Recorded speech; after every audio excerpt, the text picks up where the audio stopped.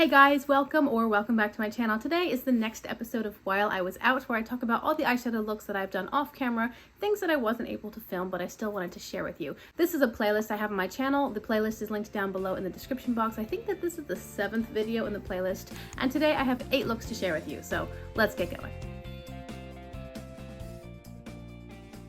I'm gonna scooch to the side here. I think it makes the most sense to start with what I'm wearing on my face right now, so let's talk about this. For today's look, I used the ColourPop and Muppets palette. I had my palette pull-in, which was a deep green matte, and then I used a deep blue in my waterline, and on my lips I'm wearing the the NYX Butter Gloss in the shade Bit of Honey. It was a little bit of a struggle to get today's look to have a nice result. I'm not sure if it was a matter of quality or if it was more a problem with my color choices, because what I did was I started with a wash of like a light tan, then I brought in a little bit of pink in the crease, and I started to deepen with the dark blue. Now that's tricky because there's a really big gap between a basically pastel pink and a deep blue. So that was probably part of the trouble, but I know that I have other formulas in my collection where it wouldn't have been as much work to get those colors to blend together. It just seemed like these ColourPop mattes didn't really want to play nicely. There was too much disparity between the depths and not enough quality in the formula. The palette pull-in shade, like I said, was a deep green matte. I put that on my lower lash line, and then I worked it into the deep blue on the lower lash line as well. I think that it added favorably to the look itself. It just might clash with my shirt a little bit, but that's okay. I mean, the palette pull-in purpose is to challenge me by bringing in colors that I might not have naturally wanted to add to my look, so I'm not complaining. It just might clash a little bit with my shirt. The shimmer is soft, it's pretty. Overall, I do like the look. I just feel like it's not quite the quality that I want, and it certainly is one of the lowest qualities on my collection. Again, overall, I'm enjoying the way it looks. It's just not the most stimulating. For look number 2, it was actually really simple. I just used the Queen Bee palette from Herein, and I used Toucan Do It from ColourPop as a creme gel liner to tightline. I love the Toucan Do It shade. It is a metallic marigold, and it's one of my favorite from their line. It's really beautiful. Brightens up the lower lash line, adds just a hint of, like I said, it's a metallic, so it's not dull, but it's not really obnoxious either. This palette always surprises me. I don't know why. I should know it, right? But it always surprises me. It has such beautiful, rich, deep harvest tones. The shimmers are amazing. For this look, I also used the black in it to create a little bit of a wing in my outer corner. No eyeliner. This was just a really quick and easy look. I loved it. It was a beautiful result. Very, very impactful, but still kind of on the neutral side of things-ish. In look number 3, I used the La Cienega palette from Adept Cosmetics. I used 2 colors in my waterline. I used Plum Smash from ColourPop, which is a rich purpley tone, and then I used the number 2 from Udenzai, which is orange, and you can see how I paired them together. The reason I used orange was because of my palette pull-in. On my lips, I'm wearing NYX Butter Gloss in the shade Cranberry Pie. The palette pull-in for this look was an orange satin, and so what I did was I threw that into the inner corner of the lower lash line, and that's why I brought in the orange waterline color. The inspiration behind this look was, if you saw my Neutrals with a Twist video, which just went live on my channel a couple of days ago, I was talking about how the La Cienega palette is a good neutral palette with a twist. It's got 2 rows of good neutrals, and then it has the bottom row of all beautiful shimmers. Well, in that video, I talked about wanting to pair the red matte in the palette with the more burgundy purple shimmer, so this look was the result of that pairing. I did a full inner and outer wing, and then I paired it with that deep lip. It was kind of all the vampy drama for this look. I thought it was pretty.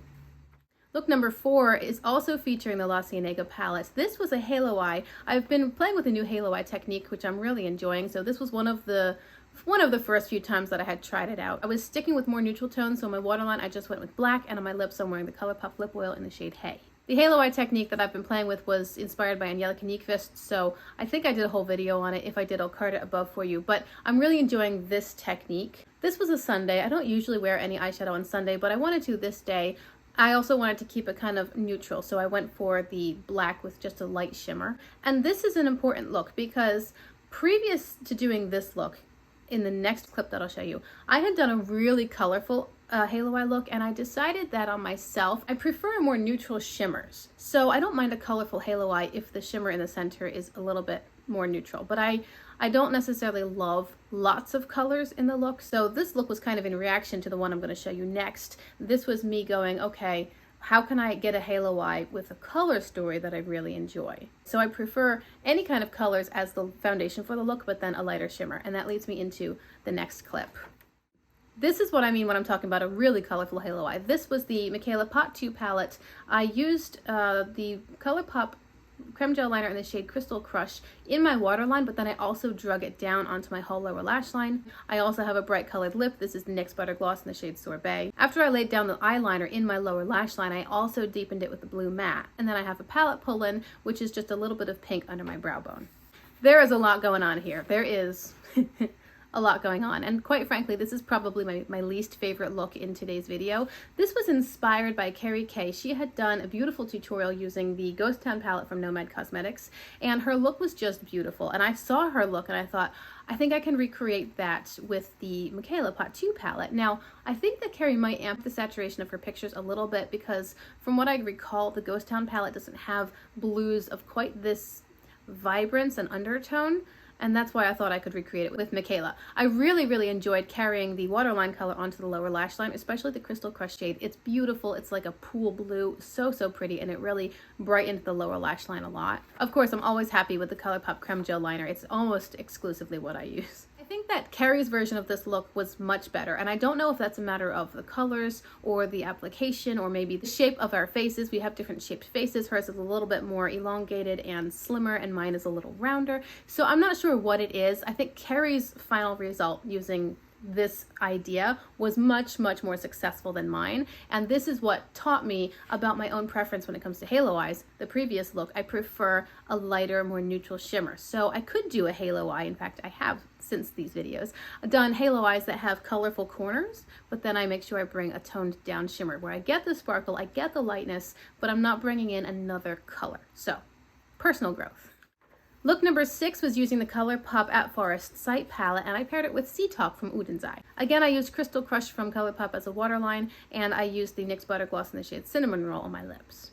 This look was pretty basic, honestly. It was a very warm lid. I brought in some nice cool colors in the lower lash line, and then I did the pop of yellow at the inner corner. I thought it was pretty, not remarkable, not super exciting. I do love the Udenzai sparkle, of course. I think that the yellow inner corner highlight really made this look a little bit more special.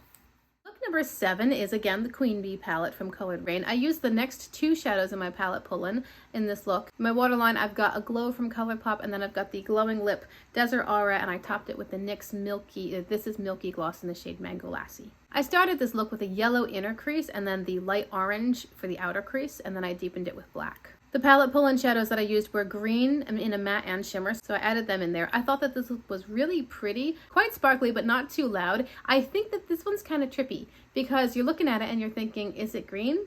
Wait, is it yellow? It's a little bit of an eye game, you know? And then on my lips with the 2 like more heavily pigmented products, the Glowing Lip from ColourPop topped with the thicker and more opaque base of the This Is Milky Gloss, I didn't like the lips.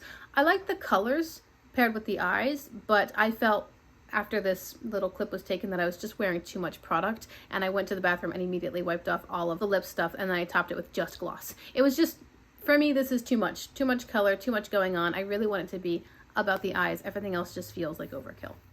And in the final look featured in today's video, I used the Surge palette from Blend Bunny Cosmetics, and I paired it with Planet Spirit from Udenzai. In my waterline, I used the a bright pink from ColourPop. It's called Boots, and then I have the NYX Butter Gloss in the shade Sorbet on my lips.